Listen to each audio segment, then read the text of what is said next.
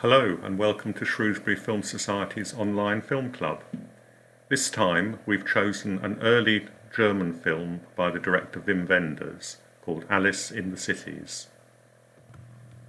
Wenders is now 75 years old, but he was only 28 when he made Alice in the Cities. He comes from Düsseldorf in the industrial heart of Germany, and he started to make films at film school in 1970. One thing you'll notice about his films is that many of them are based in and around that area, Düsseldorf, Dortmund, Essen, the industrial Ruhrgebiet, the centre of German industry. He's an interesting and unusual character in terms of his filmmaking for at least four reasons. Firstly, he became well known for fiction films, but in recent years has become much better known for his documentaries, and they've also had a much better critical reception than his recent fiction. Most film directors' careers move in the opposite direction, starting with documentaries and then leaving them behind as they move into fiction. Wenders' first breakthrough film was The Goalkeeper's Fear of the Penalty Kick in 1972, a study in alienation centering on a man who inexplicably kills a cinema cashier for no apparent reason, and then hardly tries to evade capture. His early films were mainly, in fact, it seems to me, about people at a loose end of one sort or another, and three of them were road movies of a sort: Alice in the Cities, that we'll be watching now, Wrong Movement a year later, and Kings of the Road the year after that. A little bit later came his really big international hit of the 1980s, Paris, Texas, which was shot in English in the USA, and was also about a man in an existential crisis, rather like the hero, or at least the protagonist, of Goalkeeper. Perhaps his best-known film, Wings of Desire, is also a story of isolation, distress, and the difficulties people have in communicating. Secondly, Wenders loves to make films about film and filmmaking. He's made both fiction and documentaries about the filmmaking process. These range from his deathbed biography of the Hollywood director Nicholas Ray, called Lightning Over Water, to the fiction of The State of Things in 1982 about a film crew stuck in Portugal after their production runs out of film stock and of money. He followed this up 12 years later with Lisbon Story, about a sound recordist seeking out an elusive film director in Lisbon. In between, his documentaries have also featured the cameraman of Yasujiro Ozu in his Tokyo Gap, and a short film about the pioneers of filmmaking in the early days called A Trick of Light. Thirdly, as a film director from Europe, he's had quite a complicated relationship with Hollywood and the USA, and with American culture in general.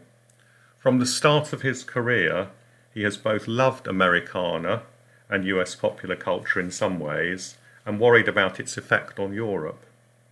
In a famous quote from Kings of the Road, one character says, "The Americans have colonized our subconscious," and he doesn't really mean that as a compliment.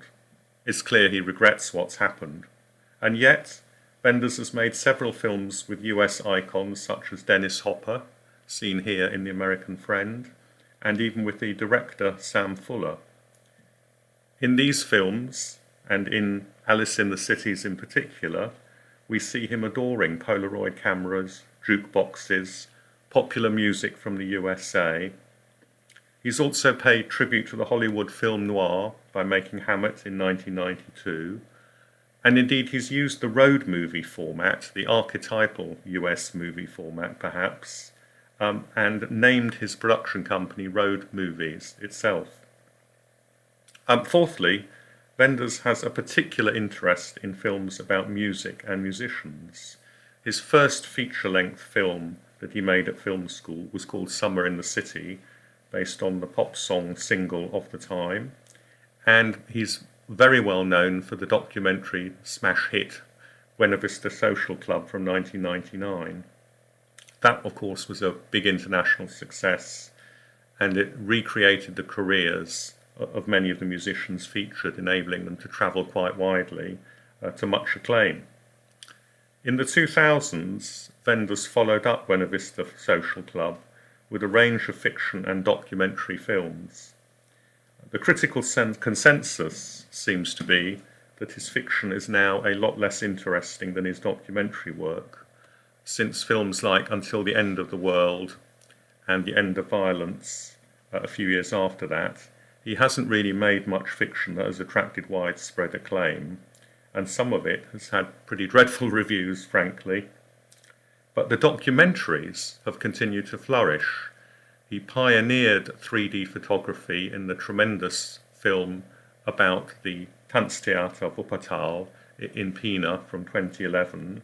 And in fact, Wuppertal is one of the towns that features prominently in Alice in the Cities, as you'll see when you watch it. He also shot The Salt of the Earth, about the photographer Sebastiano Salgado. This and Pina, in fact, we've both shown at the Hive in the last few years. More recently, in fact, his most recent film has been the documentary about Pope Francis, A Man of His Word, that came out 2 years ago. And that was preceded by a couple of dramas that would generally seem to be rather lackluster. Returning to Alice in the Cities, however, we've picked this because it really shows Wenders at his best.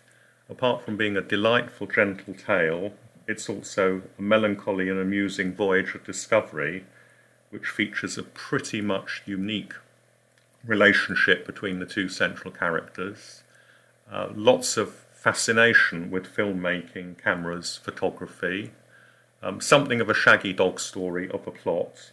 But overall, I think you'll agree, almost 2 hours of thoroughly enjoyable cinema entertainment. We very much hope that you like it as much as we have.